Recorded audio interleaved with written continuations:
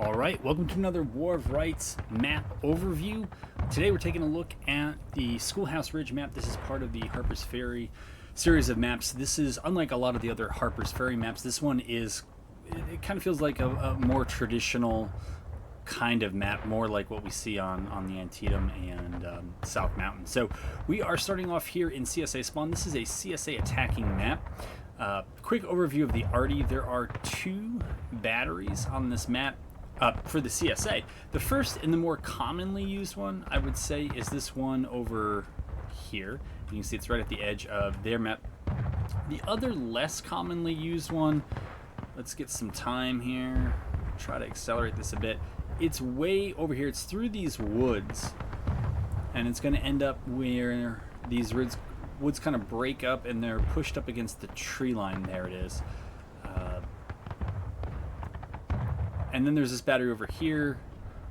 So it looks like 1, 2, 3, 4, 5, 6. Looks like they're both 6-gun batteries, or maybe it was a 5 and a 6. But anyways, that's the CSA arty position. The point of contention, look, while we're making our way over to Union Arty, because this is a map where arty can, as much as arty can have an effect these days here in mid-2024, this is a map where it can do it. The point of contention is pretty much this section of the road, and then the Union has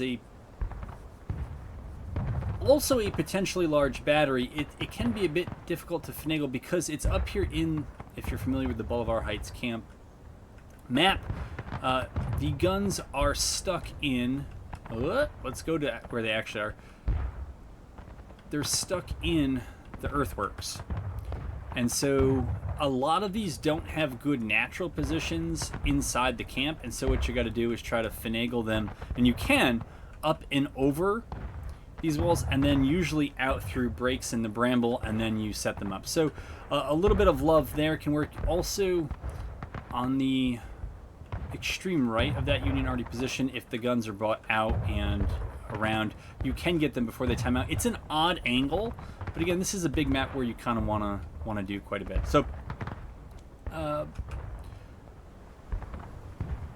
guess generally how the CSA can play this, or frequently does try to play it. If you see that lone tree there in that fence, that is frequently a target for the CSA. So that's the CSA spawn, and what they'll usually do is, or at least frequently do, is up and over. They'll come down this snake fence and they'll try to get themselves wedged into this lone tree, because what that enables you to do is then use either side of the road, the snake fence on either side, and work your way up towards point and fall back as you see fit.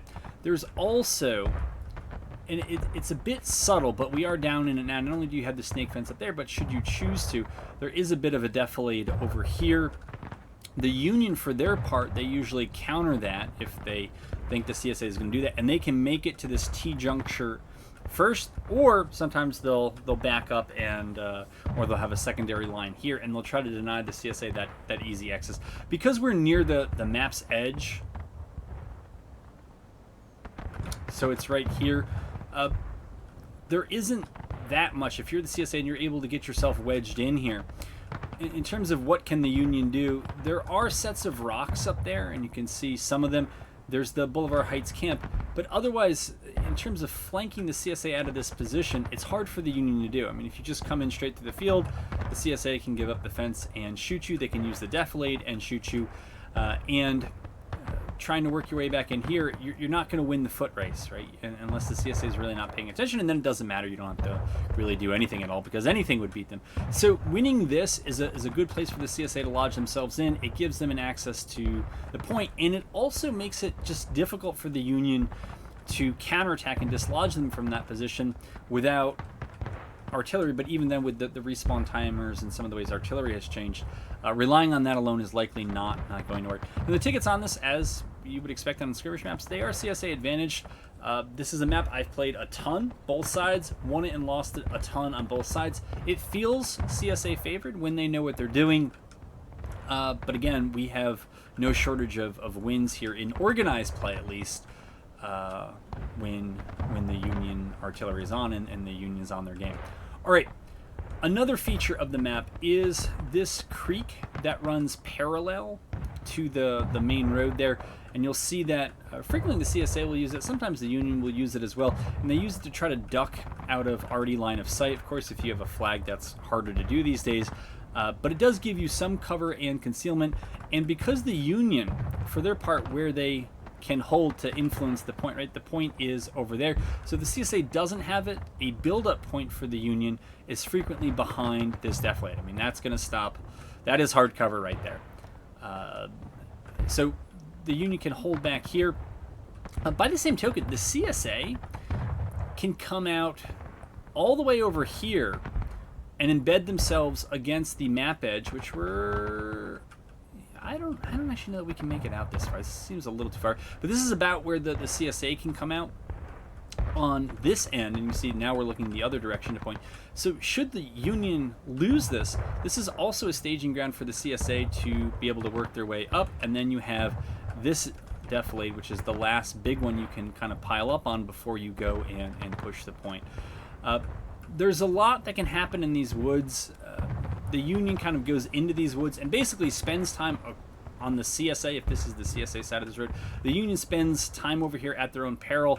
In pub play, sometimes too many people from the CSA side will go and get on the arty, and they're usually pretty easy to get at if you have the Union, and then you can knock off a bunch of skirmishing and out-of-line deaths over there. But it is tricky because if the CSA is really cagey, they could send arty out here as bait, and then the CSA could keep infantry in that line, and if the Union overextends to try to farm some skirmishing tickets, they themselves may end up losing far more, and so you got to be careful about that. But this waterway here, this is safe enough for the Union to use from time to time. Again, it gives you a fair amount of shelter if you're going to advance towards the point. It's hard to shoot you, in some cases impossible to shoot you from this side of the road if the Union, or if the sides have kind of switched and the CSA is trying to hold the Union off. If they're up here and not up here, but even up here you can see we're a little bit taller than most people. We're not going to have great shots down into this area, and so it allows whoever wants to come in quickly and make it bloody. So that's that. It is a good map. I think it's certainly one of the more favorable and well-balanced maps that we see in Harpers Ferry. It's nice to get out of fighting in Harpers Ferry itself. It's not one I feel needs to be talked to death. I say that recap is a thing on this because the Union can, if they want to, the Union can just hold up in the Bolivar Heights camp. And so if the Union end up down on tickets early, and their only chance of getting back is to play recap because playing it straight out in the field isn't going to work, they can force the CSA to cap, and they can potentially do that with a fair number of guns that are pointed at the CSA. And then the game will be that the CSA will usually have to hold in this road against the Union counterattack, and they'll flood down from 1 or 2 points up there, and the CSA already will try to respond in kind and interdict them and knock them down before they get to the point here. And so this is one, if you have time, check out the subtleties in the undulations in the terrain in along this road, which is crucial for influencing what happens on the point. You can kind of see, even when we just zoomed out there before all this foliage rendered in, that there is this kind of bowl area here where you're not going to have cover, but then when you get on the backside of something like this and you actually get down in this defilade and you see, all right, there's the point. If the CSA or whoever is over at that lone tree, you actually have hard cover from them. You can come up, you can do the peekaboo thing if you want, and so you want to pay attention to those kind of details in the terrain. But it's a fun one. It's got the potential for big arty. It's got a lot of lateral movement. Again, the CSA can stretch the Union or try to stretch the Union from that tree all the way down to where we were before over there. It seems like there might be potential for fighting in these woods. That's probably not the best thing for the Union. Sometimes they'll catch some CSAs who are kind of randomly, or Rambos from the CSA who are randomly trickling over here. But I think if the attackers stay together, these woods should be more friendly to the CSA than the Union. So this is Schoolhouse Ridge. It's a blast. I guess that tells me my time is up. And I look forward to bringing more of these in the future.